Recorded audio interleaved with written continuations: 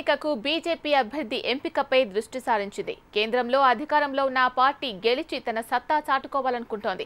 గెలిచే వారి కోసం అన్వేషణ ప్రారంభించింది. బీజేపీ వరంగల్ లోక్సభ ఉప ఎన్నికపై దృష్టి పెట్టింది. 2014 సాధారణ ఎన్నికల్లో టీడీపీ మద్దతుతో వరంగల్లో పోటీ చేసింది బీజేపీ. ఈసారి కూడా అదే టీడీపీ పొత్తు కొనసాగనుంది.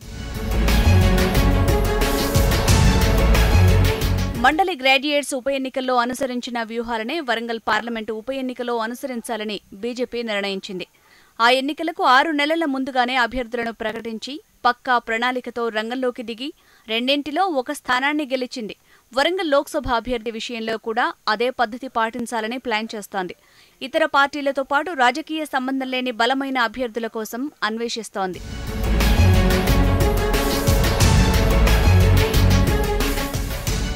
ఇప్పటికే పార్టీలో సీనియర్ల పేర్లు పరిశీలిస్తున్నట్లు పార్టీలో చర్చ జరుగుతోంది. రాష్ట్రంలో ఇటీవల జిల్లాలో పర్యటించిన అధ్యక్షుడు కిషన్ రెడ్డి జిల్లా నేతలకు గెలిచే అభ్యర్థుల 3 పేర్లను ఫైనల్ చేయాలని సూచించినట్లు సమాచారం. గెలుపు గుర్రాల కోసం కొత్తవారికైనా అవకాశం ఇచ్చే ప్రక్రియపై కొంతమంది పార్టీ సీనియర్లు తీవ్ర అసంతృప్తి వ్యక్తం చేస్తున్నారు.